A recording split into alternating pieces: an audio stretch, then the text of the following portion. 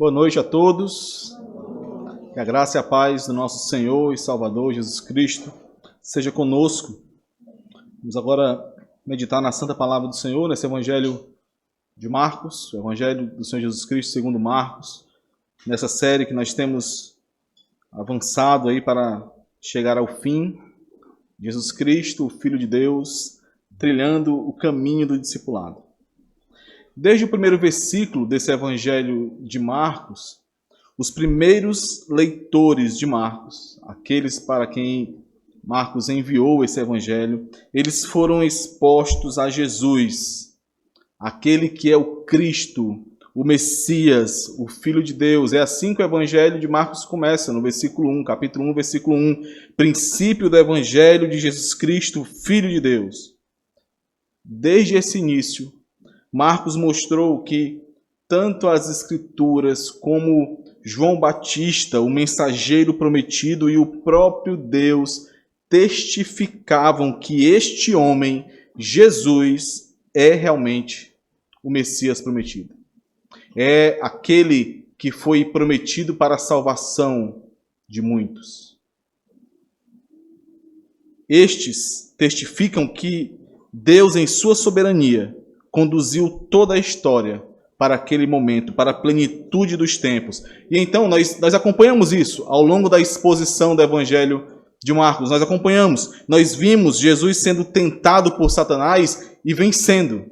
Nós vimos o Senhor Jesus curar e libertar os oprimidos. Nós vimos ele manifestar a sua autoridade diante de demônios, diante de enfermidades, diante da morte, diante do próprio poder da criação, quando ele acalmou a tempestade, quando ele andou sobre as águas. Nós vimos cada milagre, cada demonstração da autoridade e do poder do Senhor Jesus Cristo deixavam cada vez mais claro que sim, ele, Jesus, é o Messias, é o Cristo, é o Rei enviado para vencer o mundo, para resgatar o seu povo.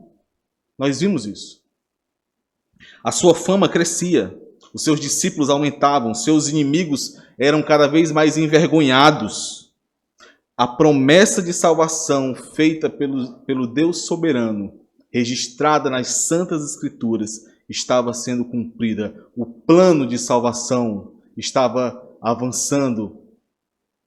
O plano de Deus estava chegando ao seu propósito. Louvado seja o Senhor. Mas então, no capítulo 14, que nós vimos há poucas mensagens atrás, nesse capítulo 14, tons cada vez mais cinzentos foram adicionados ao relato de Marcos. Nós vimos o Senhor Jesus anunciando que seria traído.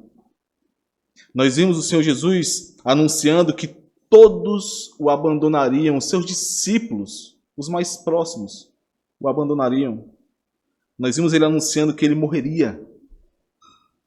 Nós vimos o Senhor Jesus sendo tomado por angústia e pavor no Getsêmani. Nós vimos o Senhor Jesus sendo traído por um dos 12, um daqueles que caminhava com ele de perto, sendo preso, sendo julgado injustamente, sendo humilhado diante daqueles que deveriam se dobrar diante dele. Onde está o Deus soberano que estava conduzindo o seu plano de salvação? Talvez essa tenha sido a pergunta dos primeiros leitores, à medida que iam acompanhando esse texto enviado a eles. Onde está o Deus soberano que estava conduzindo o seu plano? Será que acabou? Será que esse é o fim da promessa do Senhor?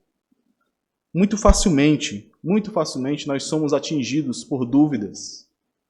Nós somos atingidos por desânimo, por uma experiência, como que uma sensação de fracasso, quando as circunstâncias ao nosso redor parecem contradizer e parecem frustrar as nossas expectativas acerca da verdade e da vontade do Santo Deus.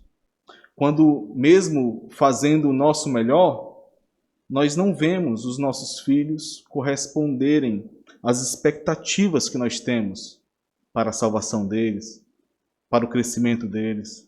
Quando mesmo lutando arduamente, nós não vemos os nossos parentes, os nossos amigos, aqueles a quem nós temos exposto ao Evangelho constantemente, nós não vemos estes se rendendo ao Evangelho e amando ao Senhor Jesus Cristo. Quando mesmo com muito trabalho, com muito sacrifício, nós não vemos aqueles que nós discipulamos, aqueles que nós caminhamos de perto, dia após dia, aqueles que são pastoreados na igreja do Senhor, nós não vemos eles se envolvendo mais, não vemos querendo discipular outros e se relacionar com outros e proclamar a palavra do Senhor a outros, vibrando na mesma frequência que nós, muitas vezes totalmente pelo contrário. Muitas vezes nós acabamos enxergando retrocesso, acabamos enxergando ingratidão, ofensa por parte destes. E quando isso acontece, muitas vezes ficamos desorientados. Porque nós permitimos que as circunstâncias, que são ruins, é verdade. Claro que são circunstâncias ruins. Mas nós permitimos que essas circunstâncias nublem, acinzentem a nossa mente e o nosso coração, dificultando que nós percebamos a soberania de Deus no caminho que nós trilhamos, mesmo quando os nossos olhos não conseguem enxergar que Deus está agindo sim ali. Mesmo não percebendo que o que importa é que sejamos fiéis ao Senhor e façamos a vontade dele. E é por isso que vem as dúvidas. É por isso que vem o desânimo, é por isso que vem essa sensação de fracasso, porque ao invés de confiar no nosso Deus e depender dele, da sua soberania, do seu poder pela fé, não por vista, é claro, porque as circunstâncias, aquilo que nós estamos vendo, estão contrariando aquilo que estamos buscando pela fé.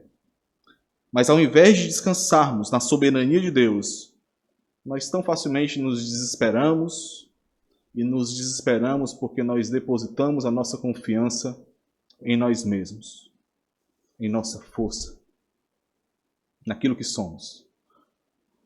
E nós somos insuficientes, irmãos. Nós não temos força nem poder em nós mesmos. Nós refletiremos hoje em como mesmo quando os nossos olhos não conseguem ver, ao fazermos aquilo que fomos chamados a fazer, como discípulos do Senhor Jesus Cristo, nós podemos estar certos de que o Senhor está realizando a sua vontade, mesmo quando as circunstâncias mostram o contrário. O Senhor Deus é soberano no caminho do discipulado. Nós veremos 3 pontos. A soberania de Deus na oposição ao longo do caminho, na oposição no caminho, é o primeiro ponto. O segundo ponto, a soberania de Deus no sofrimento do caminho. E o terceiro ponto, a soberania de Deus no resultado do caminho. Vamos orar mais uma vez? Senhor amado, nós refletiremos hoje, mais uma vez, na Tua Santa Palavra. Obrigado por isso. Refletiremos na Tua soberania. E é tão mais fácil falarmos sobre soberania do que realmente compreendermos que o Senhor é soberano, que o Senhor é o nosso Deus, que o Senhor controla todas as coisas, que todas as coisas cooperam para o bem daqueles que amam o Senhor. Ó Senhor, nós não temos a capacidade de compreender isso como deveríamos em nós mesmos. É por isso que nós te pedimos, ilumina-nos por meio do Teu Santo Espírito, capacita-nos, derrama do Teu poder sobre nós, traz vida àqueles que estão mortos, fortalece os fracos, Senhor. Nós confiamos no Senhor e somente no poder da Tua palavra para isso. Por isso te pedimos, nos ajuda. Em nome de Jesus, Senhor. Amém. Nosso primeiro ponto, nós temos a soberania de Deus na oposição. Vamos ler mais uma vez o primeiro versículo do capítulo 15. Logo pela manhã, entraram em conselho os principais sacerdotes com os anciãos, os escribas e todo o sinédrio. E amarrando a Jesus, levaram-no e o entregaram a Pilatos. Finalmente, aqueles que desde o começo do ministério do Senhor Jesus Cristo já intentavam matá-lo. Nós vimos isso lá no capítulo 3 de Marcos, quando ainda na Galileia, em uma sinagoga, os fariseus e os herodianos se juntavam e intentavam como matariam ao Senhor Jesus Cristo. Finalmente, estes agora o tinham em suas mãos. Tudo estava se desenvolvendo conforme o plano deles, conforme eles haviam planejado e ajustado inicialmente entre eles, depois com Judas, e enfim, desenrolando o seu plano como nós vimos. Mas para matar a Jesus, e ainda assim manter as aparências de que o Sinédrio estava fazendo tudo de maneira lícita, essa era uma preocupação deles. No Evangelho segundo João, capítulo 18, nós vemos isso, quando eles conversam com Pilatos. Eles tinham essa preocupação de manter as aparências de que estavam fazendo tudo de maneira lícita. Para isso, eles precisavam que Roma condenasse e matasse o Senhor Jesus Cristo. E logo pela manhã, já nos primeiros raios do sol, o Sinédrio ele continua a ação que foi iniciada lá na casa do sumo sacerdote.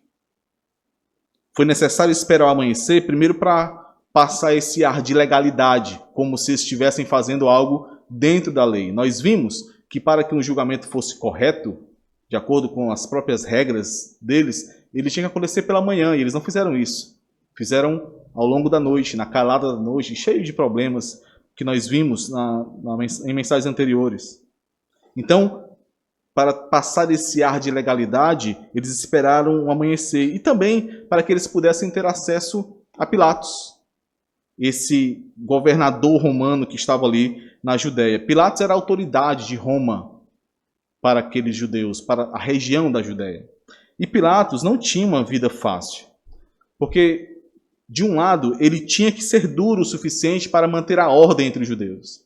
Ele tinha que ser duro o suficiente para reafirmar sua autoridade e assim se manter bem visto diante dos olhos do imperador romano que queria ordem ali. Por outro lado, Pilatos precisava fazer algumas concessões ao povo judeu para tentar acalmar os ânimos entre eles. Sobretudo nesse período da festa da Páscoa, nós vimos que esse período a cidade de Jerusalém inchava com muitas pessoas, muitos judeus que vinham para ali celebrar a Páscoa. Então, principalmente nesse período, Pilatos precisava cuidar para que revoluções e conflitos não surgissem. De acordo com os registros históricos, Pilatos ele não morava em Jerusalém. Ele morava em Cesareia Marítima, que fica na região de Samaria. Mas todo o período da Páscoa, ele ia para Jerusalém, para que ele pudesse marcar sua presença de autoridade, observar a movimentação dos judeus mais de perto e fazer concessões que pudessem acalmar o povo, como nós vimos aqui, como nós já lemos e veremos mais uma vez, quando eles soltam um dos prisioneiros. Sabendo da presença de Pilatos e sabendo que também em breve a multidão chegaria em busca de seus pedidos a Pilatos, como nós lemos, que a multidão chega, sobe em direção ao palácio que Pilatos está. Sabendo disso, o Sinédrio, os membros do Sinédrio, eles madrugam ali, eles vão cedo em busca do governador para que pudessem executar definitivamente o seu plano. Então eles amarram ao Senhor, como nós vimos, como se ele fosse um criminoso perigoso, já manifestando ali, demonstrando visualmente as acusações falsas que eles traziam, e então entregam o Senhor Jesus a Pilatos. Embora isso vá ficar ainda mais claro nos próximos versículos, aqui nós já podemos aprender algo muito importante, olhando para esse ambiente que foi formado de tão grande oposição ao Senhor, um ambiente envolto em mentiras, como nós já lemos, em calúnias, em injustiça, em omissão, em malícia. E nós podemos aprender algo importante também olhando para a postura do Senhor Jesus Cristo diante dos seus opositores. E olhando para essa postura, olhando para esse ambiente que foi formado de oposição, nós, discípulos do Senhor Jesus Cristo, devemos perceber que nós não podemos ser ingênuos e acharmos que dá para baixarmos a guarda e nos relacionarmos com os cidadãos deste reino de trevas, com aqueles que são opositores do Evangelho, sem um mínimo de cautela e proteção. Porque no fim das contas, a mente, o coração, os interesses destes são totalmente diferentes dos nossos. E em certo momento, isso será revelado. O Senhor Jesus estava cercado de opositores ali. Os membros do Sinédrio, Pilatos, a multidão que chegaria logo em seguida.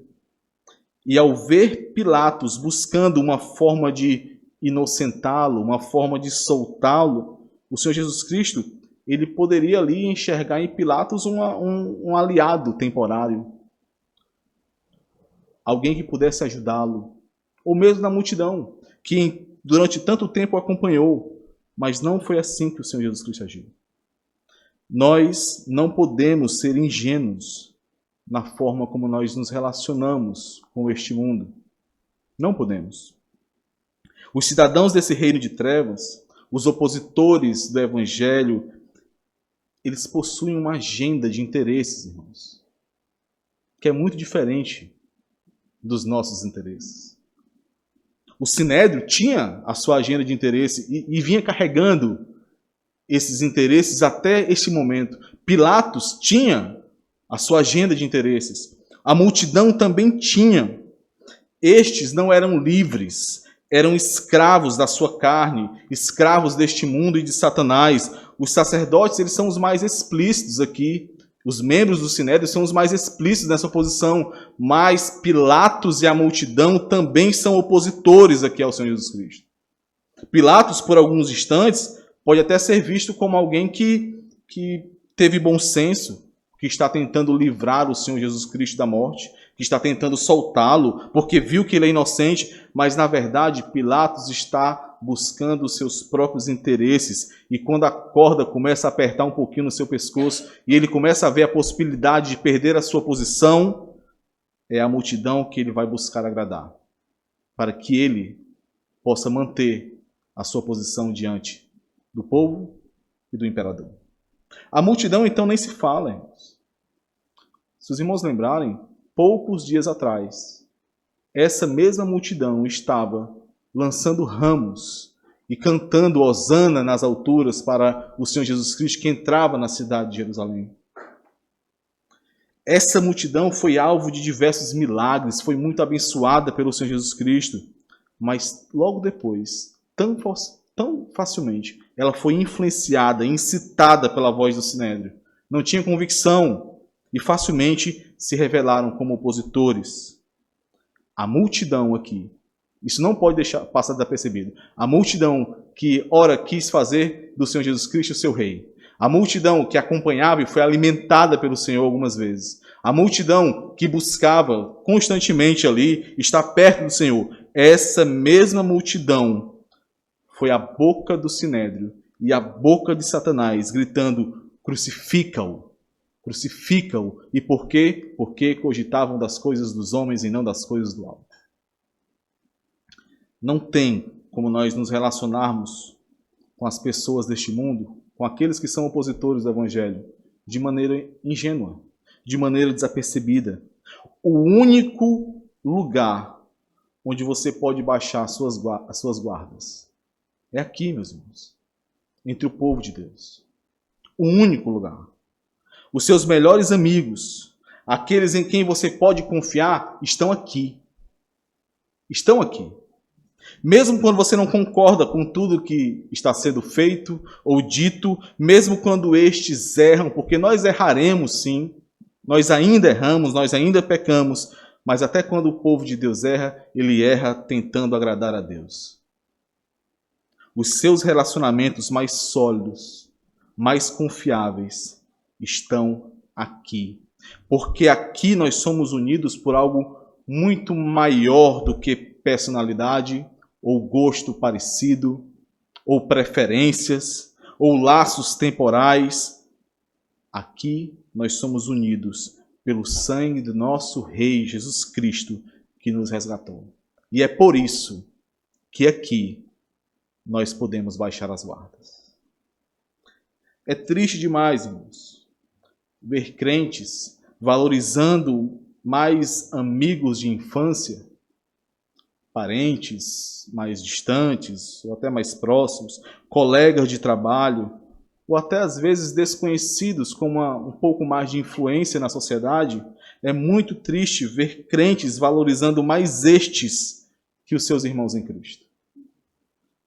É triste ver crentes que dão mais acesso ao seu coração a ímpios do que a irmãos em Cristo. Existem pessoas que recebem um conselho de um irmão e sequer leva isso em consideração, descarta na hora, mas quando vê um ímpio que ele colocou ali no seu coração como sendo uma figura de autoridade, e esse ímpio dá o mesmo conselho, ele recebe na hora. Ele aceita, admira. Como pode isso? É inadmissível. Não importa quanto tempo você conheça uma pessoa, não importa quais experiências vocês já viveram juntos, não importa quão aparentemente lógico e sensato e equilibradas são as palavras dele, é inadmissível que um ímpio, que aquele que não foi resgatado pelo sangue do Senhor Jesus Cristo, aquele que não teve a mente transformada pelo novo nascimento, aquele que não pensa nas coisas do alto, mas ainda tem a sua mente voltada para este mundo, é inadmissível que este tenha mais acesso ao seu coração do que aos irmãos em Cristo. Do que os irmãos em Cristo têm. É inadmissível que um ímpio tenha mais acesso ao seu coração, jovem, do que os seus pais. Sobretudo seus pais crentes. É inadmissível. É inadmissível, meu irmão ou minha irmã, que um ímpio tenha mais acesso ao seu coração, seja quem for ele, do que o seu pastor, do que aquele que te discipula, do que algum irmão em Cristo, mesmo que estes tenham cometido erros contra você. Porque mesmo os erros não fogem ao controle de Deus. Deus é soberano neste caminho do discipulado.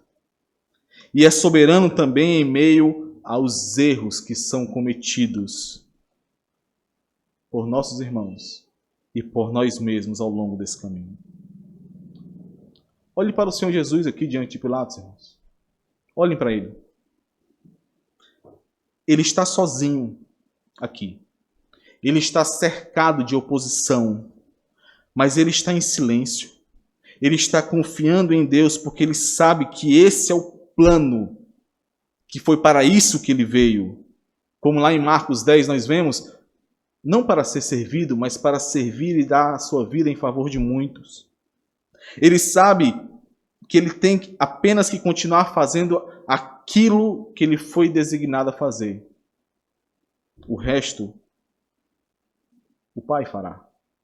O resto compete ao Pai. Todos o abandonaram, como ele revelou anteriormente.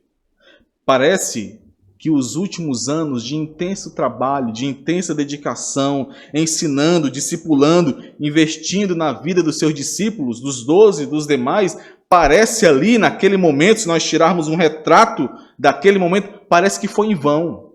Parece que foi trabalho jogado fora, à toa, mas não foi.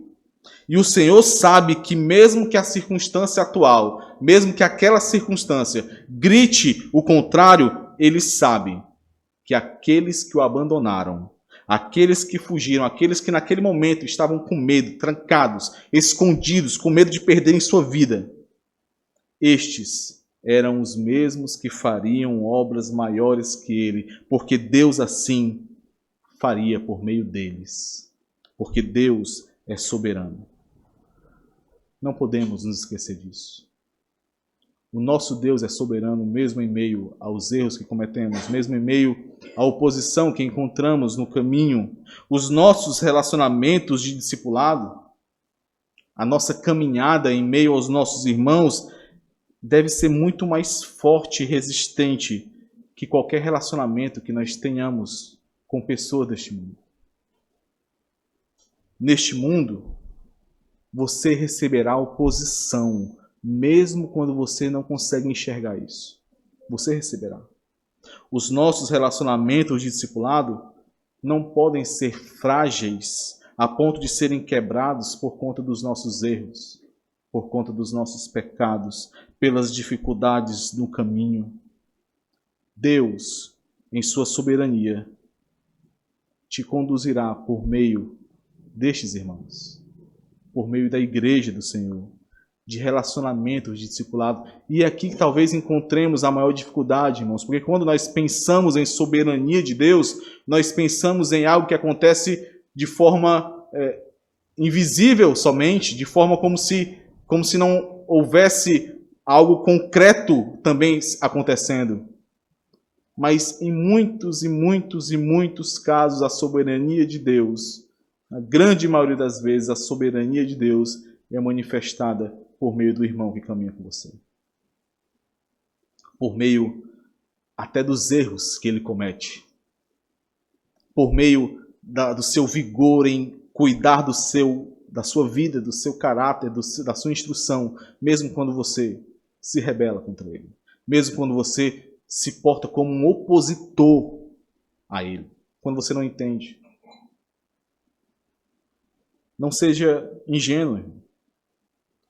Os cidadãos deste reino de trevas são guiados pelos interesses da sua carne, pelos interesses do mundo e os interesses de Satanás. E por mais que estes aparentem alguma simpatia e alguma afeição por você, chegará, certamente, o momento em que eles manifestarão e defenderão seus verdadeiros interesses. Por isso, fortaleça relacionamentos entre os santos. Se envolva mais no discipulado. Nós temos visto isso de diferentes formas, em diferentes séries.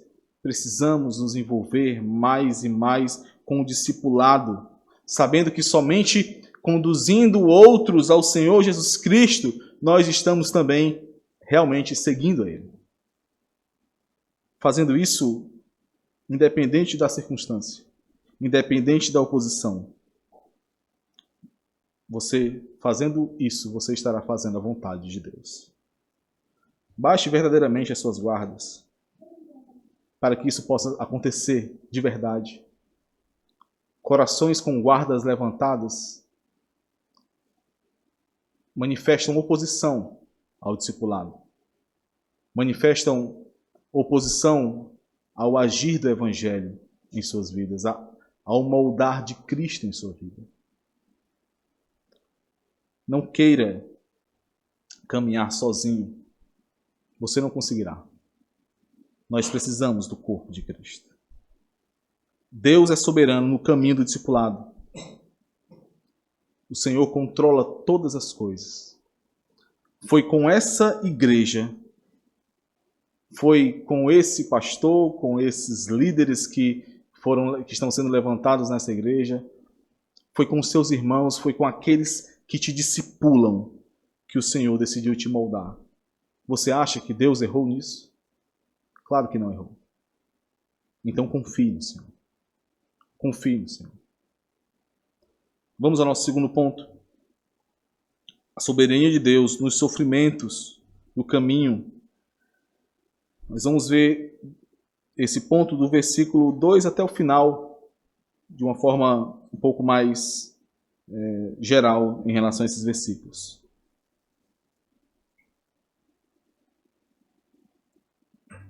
Do versículo 2 até o versículo 15, nós encontramos alguns tipos de sofrimentos que nós nos deparamos no caminho do discipulado e que precisamos estar atentos e lembrando que mesmo em meio a estes sofrimentos, a vontade de Deus está sendo realizada quando nós nos mantemos fiéis a essa vontade.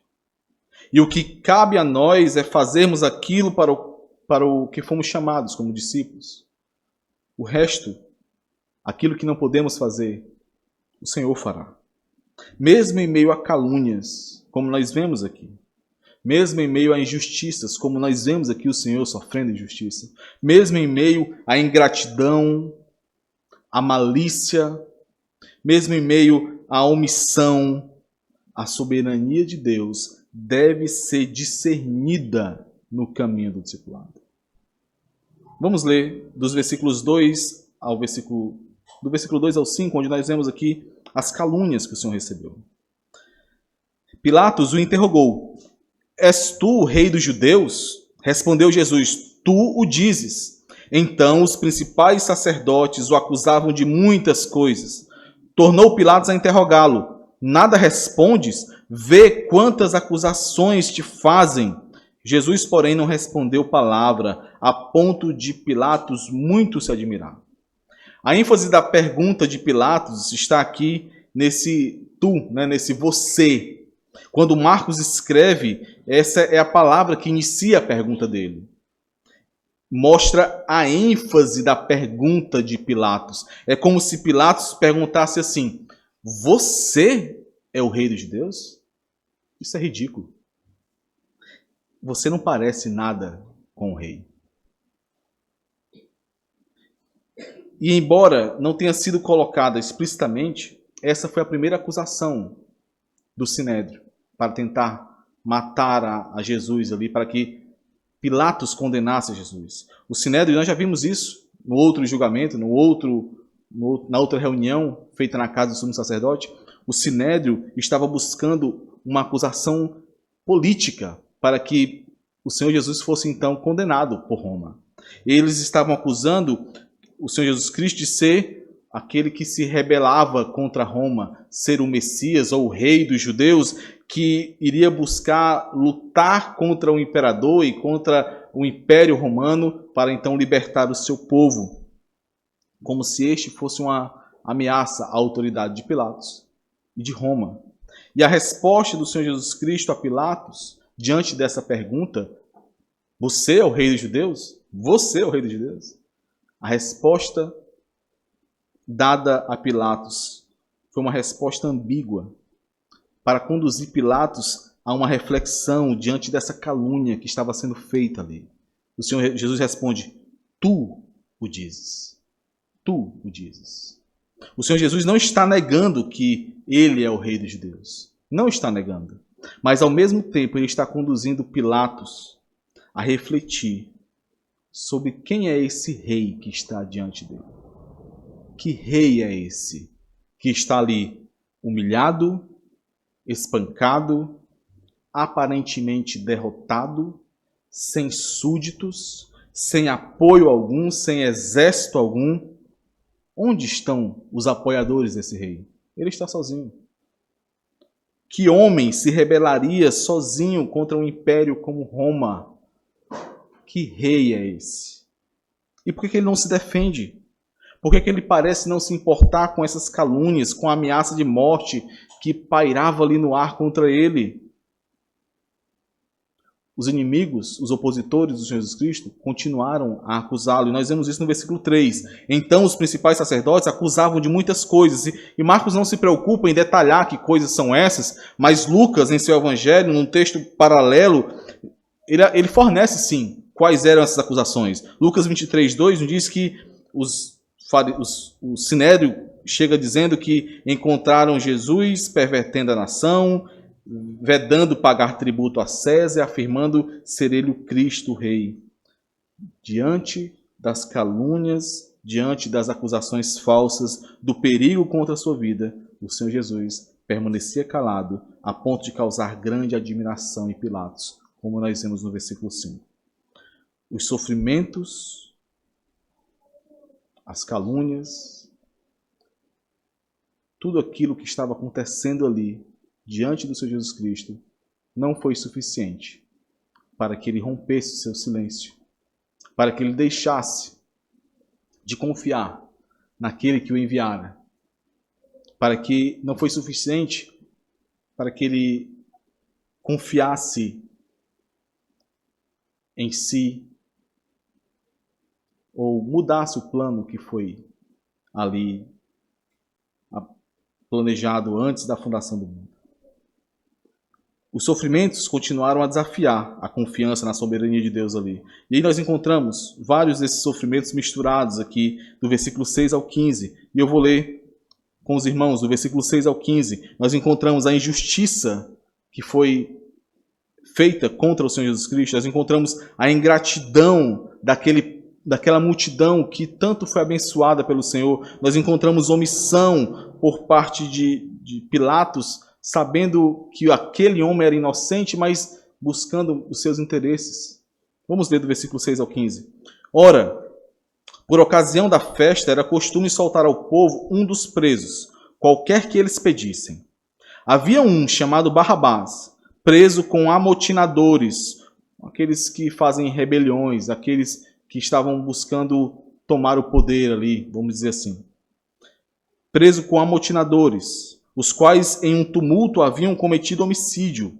Vindo a multidão, começou a pedir que lhes fizesse como de costume. E Pilatos lhes respondeu, dizendo: Quereis que eu vos solte o rei dos judeus? Pois ele bem percebia que, por inveja, os principais sacerdotes o haviam entregado. Mas estes incitaram a multidão, no sentido de que lhes soltasse de preferência Barrabás. Mas Pilatos lhes perguntou: Que farei, então, deste a quem chamais o rei dos judeus? Eles, porém, clamavam: Crucifica-o. Mas Pilatos lhes disse: Que mal fez ele? E eles gritavam cada vez mais: Crucifica-o. Então Pilatos, querendo contentar a multidão, querendo agradar a multidão, soltou-lhes Barrabás. E após mandar açoitar a Jesus, entregou-o para ser crucificado. Nós vemos aqui, no versículo 6, que existia um costume de soltar um prisioneiro.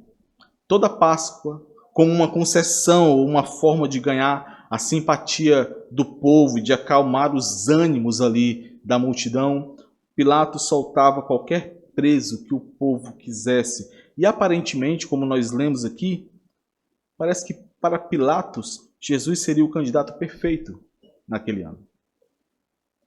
Porque Jesus não representava perigo em potencial para Roma. Ele estava vendo Jesus. Ele sabia que aquele não tomaria o poder em Roma. Ele também era um candidato perfeito porque provavelmente ele contava com a simpatia do povo, já que Pilatos já tinha percebido que era por inveja que os membros do Sinédrio estavam tentando condenar a Jesus, como nós lemos no versículo 10. E de quebra, ele ainda se livraria de um preso muito conhecido entre o povo, como Lucas descreve, um homem chamado Barrabás, um revolucionário, um rebelde que junto com outros estava preso justamente por lutar contra Roma, por fazer aquilo que muitos esperavam, a maioria dos judeus esperavam, que o Messias fizesse, tomando o poder, resgatando o seu povo. E este, nessa luta, havia praticado homicídio junto com outros. Era um assassino. Quem era Barrabás? Pouco é dito na Escritura sobre esse Barrabás, sobre este homem. Mas alguns estudiosos comentam, e eu achei interessante isso, alguns estudiosos comentam que é bem possível que Barrabás fosse uma espécie de revolucionário estilo Robin Hood para o povo judeu. Aquele que lutava em favor do povo, em favor do pobre, tirando dos romanos e entregando ao povo judeu. O ponto para nós aqui é que esse Barrabás, ele cabia, de certa forma, naquilo que muitos dos judeus queriam. Aquele revolucionário, aquele que tomaria o poder por meio da sua força. E nós precisamos, pensando nisso, pensando nesse interesse do povo, nós precisamos refletir, principalmente você que discipula alguém, você que está conduzindo alguém em meio ao caminho do discipulado, que está ensinando e instruindo alguém, você que está se preparando para isso, você precisa ter muito cuidado com quem o seu discípulo, aquele com quem você caminha, com o que ele está esperando ver em você. Quais são as expectativas dele em relação a você? Não são as expectativas dele que você deve atender. Não são. Não é de um Robin Hood que ele precisa. Não é de alguém que irá trazer os desejos mais superficiais do seu coração ou afagar o seu ego ou de alguma forma trazer conforto e paz a ele que você precisará. Que ele precisará. ele não precisa de um Barrabás ou de um Robin Hood. Ele precisa de um Cristo, de uma figura de Cristo que ele possa imitar. Ele precisa de uma figura de submissão, amor e sacrifício em favor de outros irmãos e da igreja. Ele precisa que você arranque o consumismo dele e faça o seu coração arder em responsabilidade, em amor para servir aos seus irmãos, à igreja e conduzirem outros a seguirem ao Senhor Jesus Cristo. Muito cuidado, nós precisamos ter muito cuidado, irmãos, para, à medida que caminhamos, à medida que apontamos outros para Cristo, nós precisamos ter muito cuidado que façamos isso de maneira fiel ao Senhor, apontando-os realmente para Cristo, e não para nós mesmos. E não suprindo necessidades que aqueles pensam que têm, mas que não têm. Nós precisamos de Cristo. Nós precisamos aprender mais de Cristo. Nós precisamos ser modelo para que, à medida que sejamos imitados, Cristo possa ser visto. Barrabás era um malfeitor, um assassino. Ele merecia a morte de acordo com as leis de Roma e de acordo com as leis dos judeus também. Mas quando o governador perguntou à multidão, esta escolheu o assassino no lugar do inocente. A multidão, que nós vimos algumas vezes aqui, que foi tão abençoada pelo Senhor Jesus Cristo, que tantas vezes o seguia como um grande rebanho, mas que apenas o acompanhava e não realmente o seguia de perto. Essa multidão, tão abençoada pelo Senhor, se voltou para ele agora em ingratidão e em injustiça. Porque embora Jesus fosse o rei que eles precisavam, não era o rei que eles queriam. E você precisa refletir se o Cristo que você tem dito que é o seu rei, o Cristo que tem sido apresentado para você, é o Cristo das Escrituras. É o Senhor que você precisa, é o rei que você precisa, porque você precisa desse rei. Porque esse rei entregou a sua vida, derramou o seu sangue para que aqueles que creem nele pudessem ser salvos. Pudessem ser resgatados desse reino de trevas. E quando ele ressuscitou, quando no terceiro dia o nosso Senhor ressuscitou, nós tivemos ali a constatação, a confirmação, a verdade sendo plenamente manifestada de que ele é o nosso Redentor e o nosso Salvador. A multidão que tanto foi abençoada pelo Senhor se voltou para ele em injustiça e em ingratidão. E como a injustiça e a ingratidão é frequente, infelizmente, irmãos, ao longo do caminho do discipulado. Infelizmente. Como a injustiça e a ingratidão é tão comum nos relacionamentos de discipulado, infelizmente.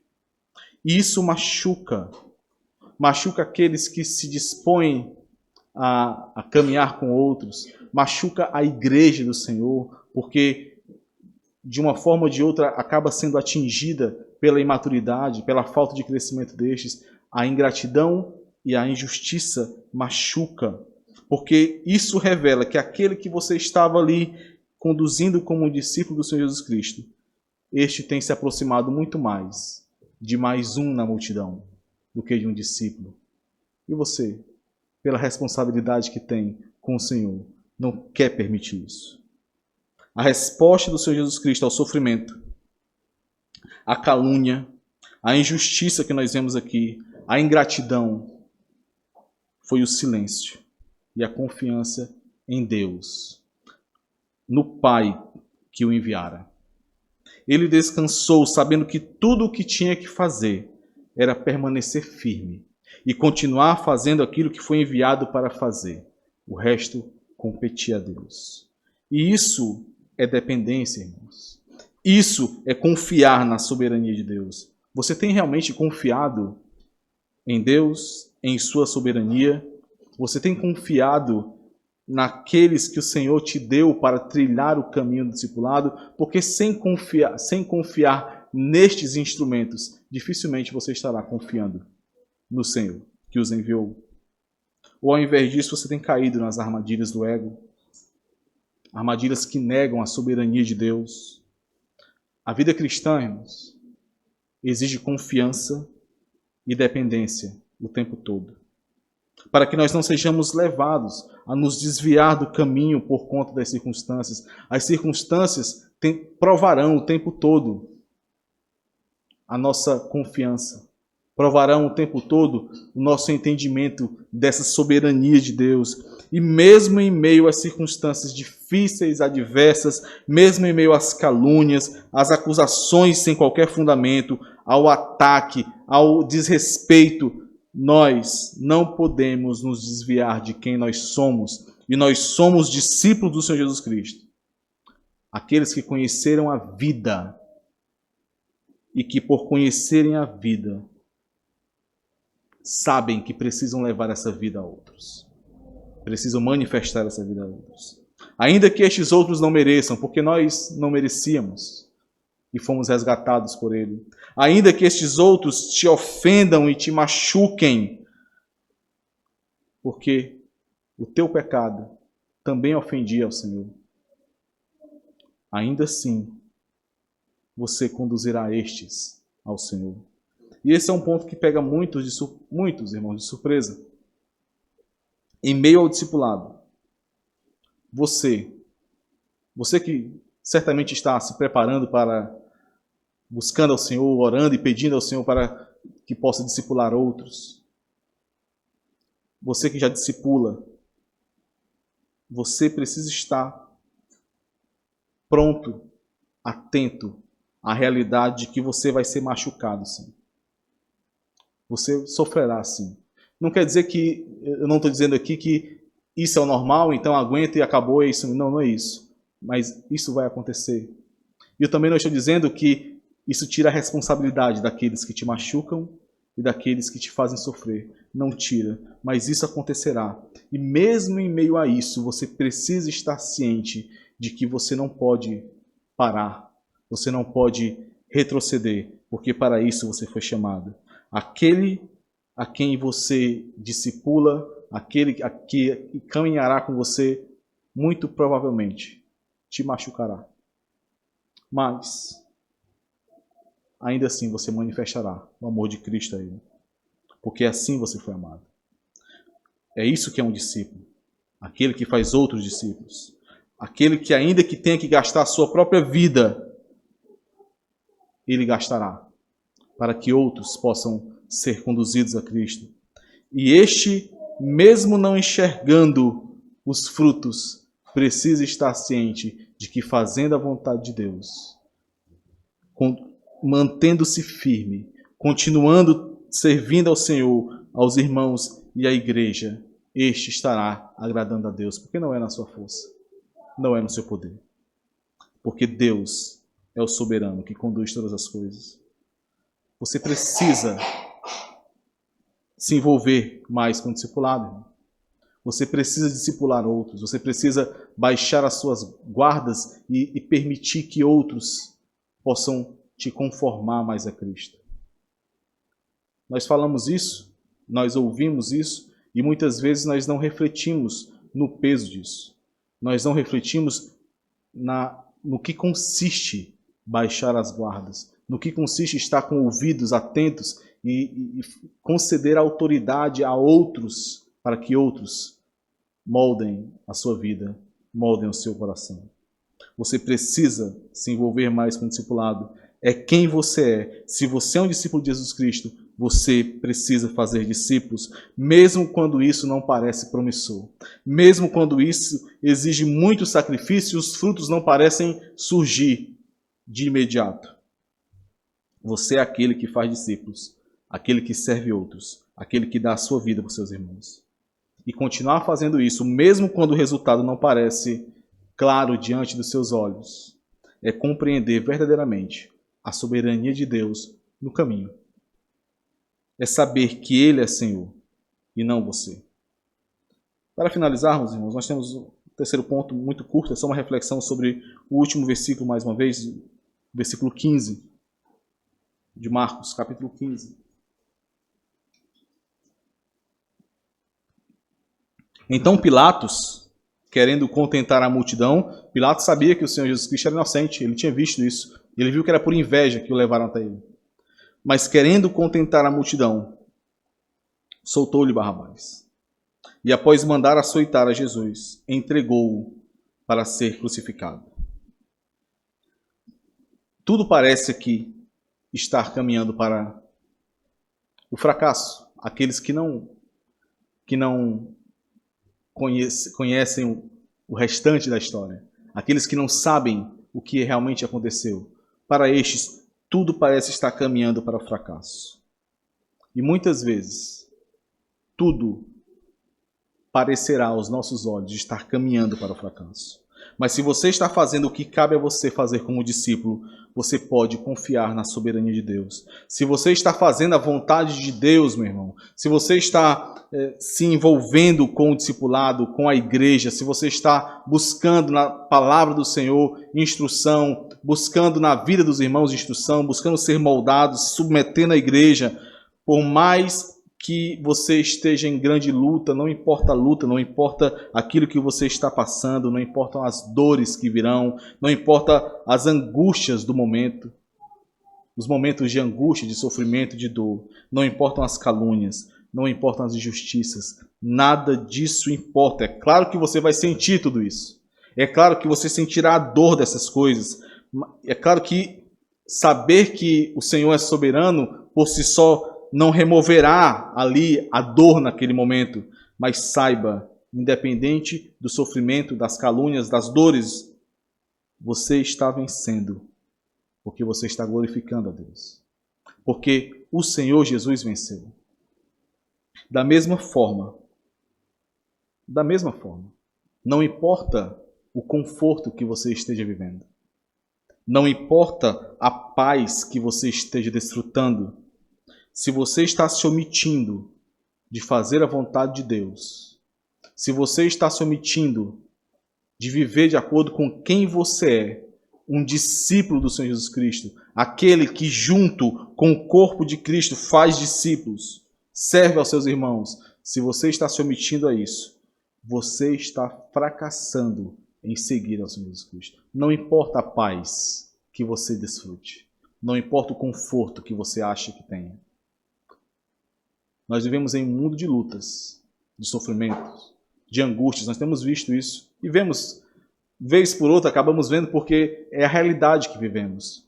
Mas nós precisamos estar cientes, irmãos, que o nosso Senhor, aquele que foi prometido, nós vimos mais uma vez isso ontem lá em Limoeiro, né? Aquele que foi prometido, desde antes da eternidade foi feito um pacto para que ele pudesse ser enviado e salvasse o seu povo. Aquele que foi prometido, aquele que foi enviado, este, o nosso Senhor Jesus Cristo, ele morreu, ele ressuscitou e ele reina.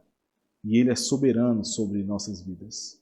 Nada acontece sem que a sua boa e perfeita vontade tenha decretado. Confiemos nisso, irmãos, e confiemos que essa vontade, ela é manifestada sim, por meio da igreja do Senhor, por meio dos nossos irmãos, por meio daqueles com quem nós caminhamos, por meio daqueles que foram escolhidos pelo Senhor para que pudessem nos moldar. Não esqueça disso.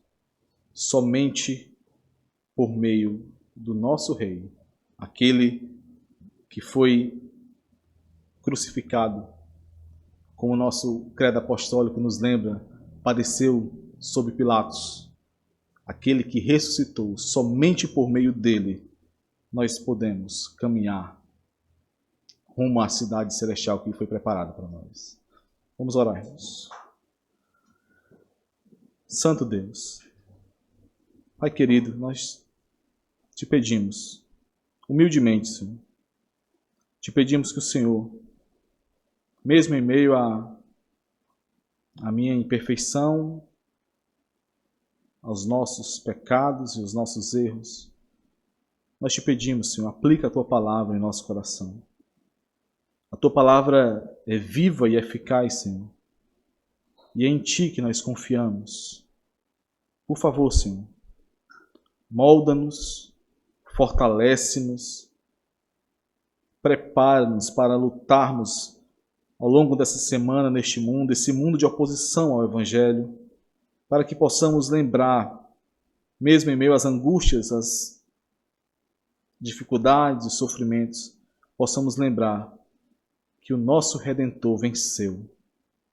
E é por meio dele que nós confiamos e sabemos que também venceremos. Nos ajuda, Senhor. Nos ajuda a enxergarmos a Tua soberania de maneira concreta na vida da igreja, no pastoreio fiel, no discipulado, na caminhada com os irmãos, na comunhão dos santos. Ó Senhor, fortalece o Teu povo, em nome de Jesus. Amém.